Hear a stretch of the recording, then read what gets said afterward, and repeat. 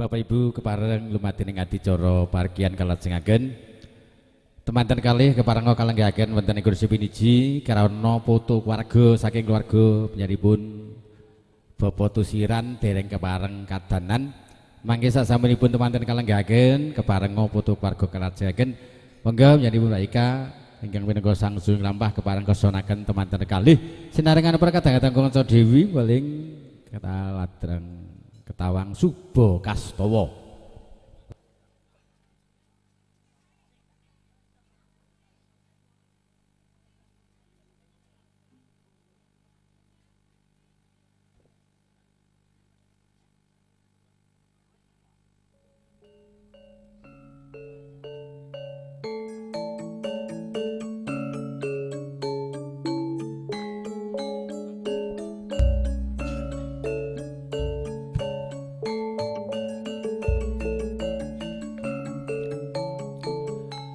Binarung swareng Pradangga Ketawang Suba Kastawa Sigur tinarbuka wiraning konene busana Sigra jumangkah sang cucuing lampah manglurahaning jroning sasana wiwaha keparengan diputra temanten sarimbit kang wis kepareng ganti busana kasatriyan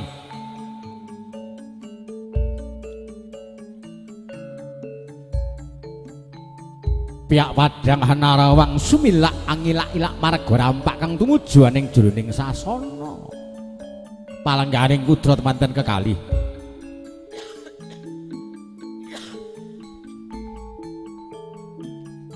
sigar jumangkah angarah prana sang Suba Manggala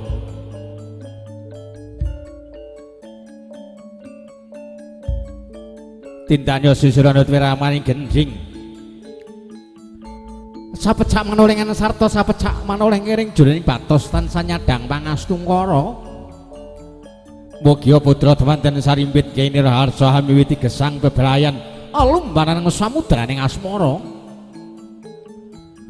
sageta jumbo kang kinayo sembada kang jinangka wit kalenggahan arahina ngantos sing tembe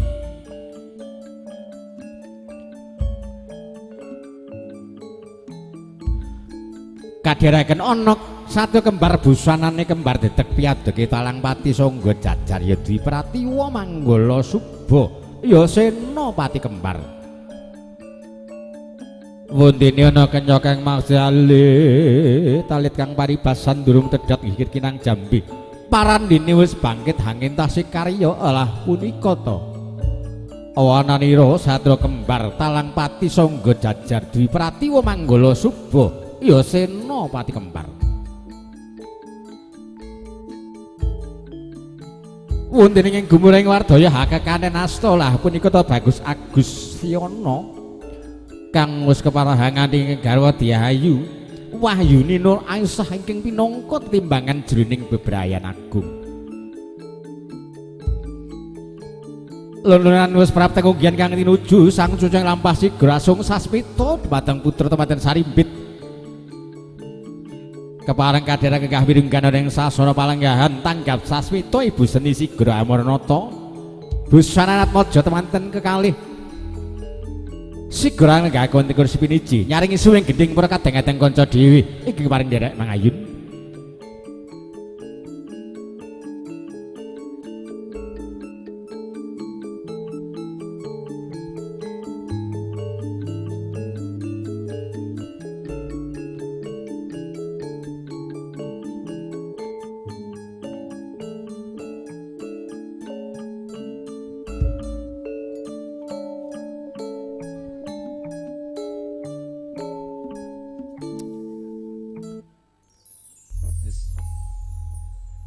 Us maripana sang cucu lampang ginira manumurahing jroning sasana waha kewareng badhe nganti pager bagus pager ayu wangsul dhumateng papan sakawit monggo Mbak Ika suwasana panjenengan atur piyambak agem satawi carung saos libur dhumateng para kadang-kadang sedaya mute pun suda Mas hah mute pun suda mute iki apa maksud dimut iya dimot Mik.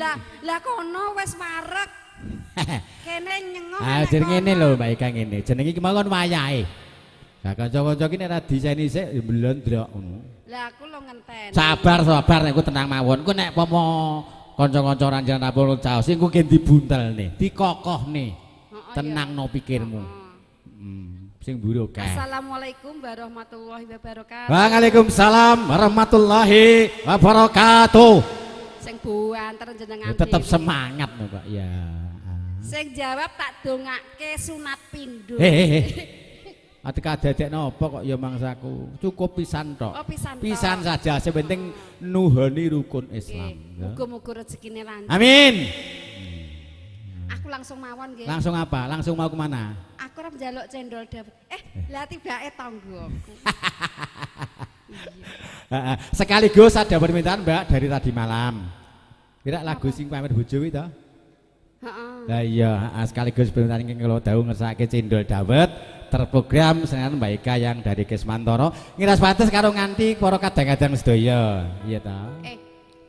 Aku iki njaluk sing kuning-kuning Loh. iki. Penyanyi kok karo penyanyi duet iki karo wong lanang mosok karo wedok. Lah, kula ki ora iso nyanyi sapa mong joget. Tenangno pikirmu. Iya. Ayo Mbak Ana. Ayo padha abange. Ayo, wis pokoke seneng abang melawan. Oh iya. Wis pokoke jenengan joget sak karepmu nyanyi oke. Neng kula nyuwune separo dadi bayare ya separo. Lele, komplit tuh bayare kok separuh piye to? Kula nyuwune separo, makjrit wis. Piye to iki? Adik aja njaluk aku aja aneh-aneh to, Kak? Oh. Kula senenge makjrit. Oh ngono. Mbak Ana yo ngadeg ya. Kasih cendol dawet spesial juga teman-teman sinuman siambi kan nyebut gawe mengke rampung karo manten iki karek woyo hiburan.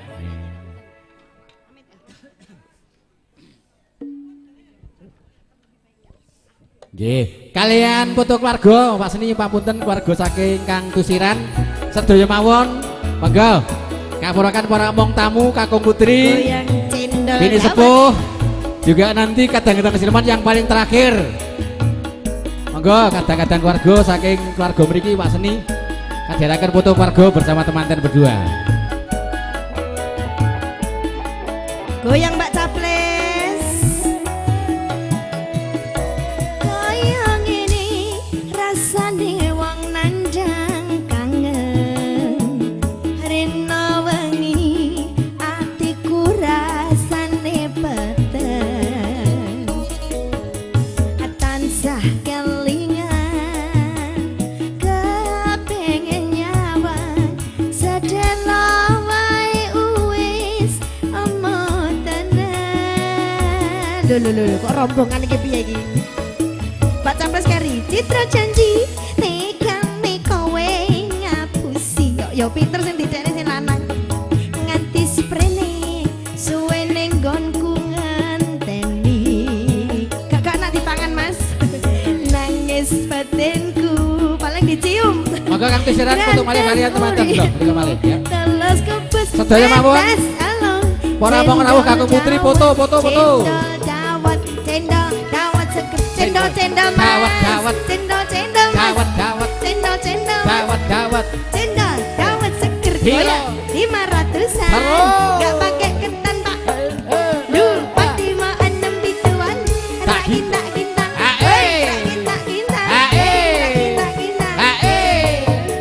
Goyang Mas, langsung ditekem kuwi, maju. Duduk kalian sing ning jero lemariku. Nanging bojo anyar sing mbok pamerke ning aku.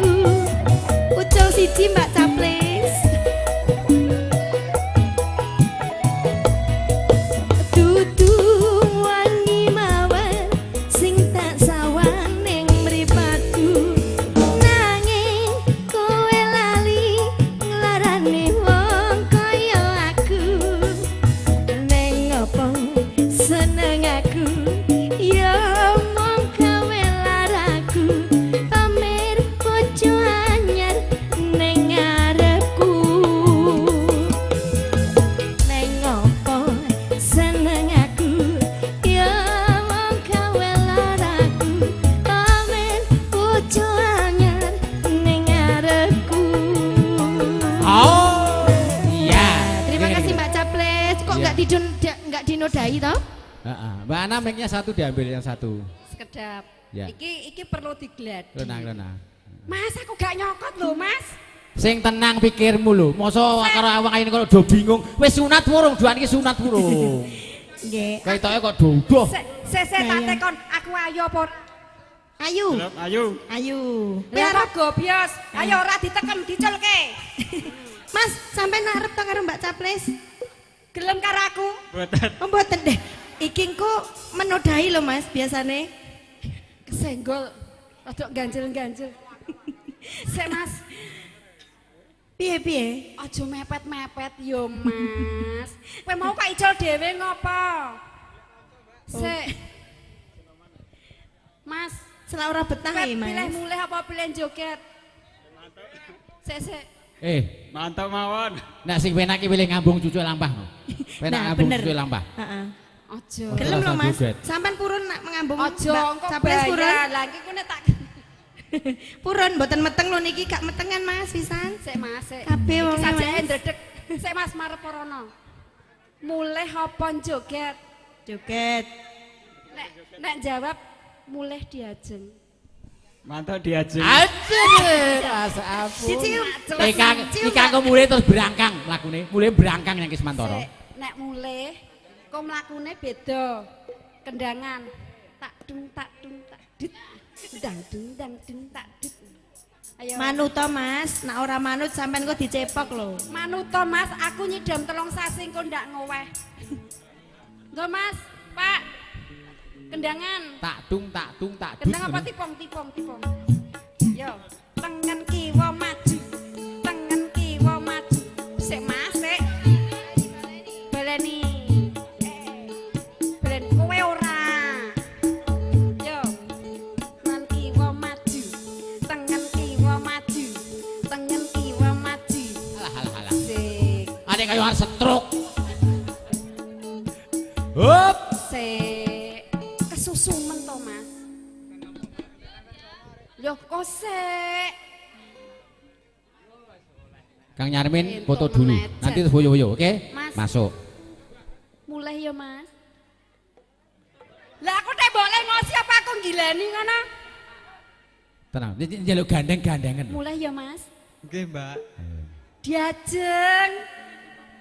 Mulai ya, Mas. Nggih diajeng. Gandeng aku nyidam 3 sasi, aku ya kudu nek pengen apa-apa dituruti ya, Mas. Dituruti diajeng. Dituruti diajeng. Nek aku pengen endok, Mas. Dituruti diajeng iki dadak marah iki umurmu piro? Sik to lha iki engko nek ngowah piye? Dituruti. Aku pun dadak ngene ya. Dituruti diajeng. Dituruti diajeng. Lah wong timbang aku dengak-dengak lho. Nek aku pengen gedang, Mas. Orang lah kok jane ngene iki ngopo to? Dituruti ya, Mas. Nggih diajeng. Ning sing bengkong. Nekmu bengkong ora to nekmu ki? Urung tak ungah. Ijek gembandul ning kono mau. Njaluk ki mesti genah-genah. Ya sak anake nyapa bengkong kok ya. Ya ben wong iki kudu karepku kok engko Oh, karepe sing jero. entuk meneh. Heeh. Gelem ya, Mas, dituruti ya. Gelem diajeng.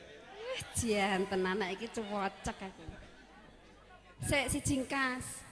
Gandeng aku nyidam, aku pengen ngerti wong mlaku kethek. Dituruti ya, Mas. Sithik wae.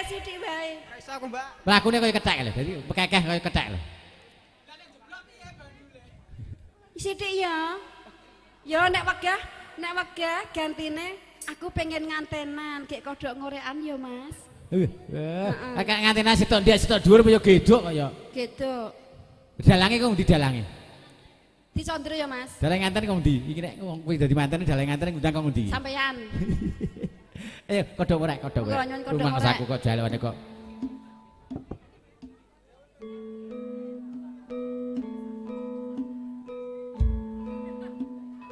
Temanten kakung, temanten putri. Temanten putri gandeng ingkang kakung. Nek biasane sing gandeng sing kakung, ning gandeng sing ngayel sing wedok, sing gandeng sing wedok. Kecam-klecem candrane kaya wong kurang waras. Manten kok kurang waras apa ya eneng to. Sing wedok dedeke cendhek, nek sing lanang dedeke dhuwur.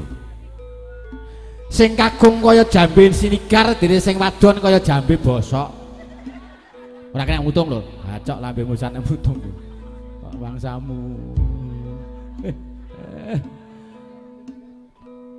Bibar daup sungkem dumateng Bu Jainah Bu Seni. Tumen ta.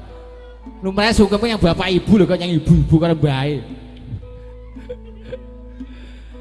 Bulan madu rencana Mbak Ika ke Inggris. Apa itu sangu? Ya rampung. Sisan malih kadang keluarga saking Kang Tusiran sedaya mawon Pak Seni king dening foto. Pokoke sedaya among tamu, sedulur-sedulur pamantan Mbah Harto menali Mbah dipun suwun berkah pangestu yen pamunten sedaya para among tamu langkung rumiyin foto sareng kalian temanten. Mangking yang pungkasan termasuk sinuman Adi Mukti Kembang, Mas Harto anak buah semuanya foto gitu. Wis pokoknya pokoknya dadine ora usah mikir. Perkarane yo nak ireng sok mari kobong. Semuanya tukang son ora itu foto, tukang son, tukang muting, semua musisi termasuk MC ora foto timbang mari bubrah. Sekali lagi semua keluarga besar saking Kang Situs Yukeni yen pamunten dipun suwuni berkahing foto mumpung menika Kang Tusiran apalagi Kang Situs karo Yukeni agek mangun karya. Mugi-mugi ndung iki ndungane temanten muga-muga atut runtut renteng-renteng runtung-runtung rinting-rinting gek dang duwe putu Kang Situs. Allahumma amin. Tra Kang Situs sing dadakne putu. Bapak Ibu sinaran foto keluarga. Wis sapa ki? Kowe nah? Mbak Ratna. Nggih, ada permintaan lagu-lagu. Yang paling banyak permintaan satu hati sampai mati. Spesial juga buat teman-teman Karang Taruna.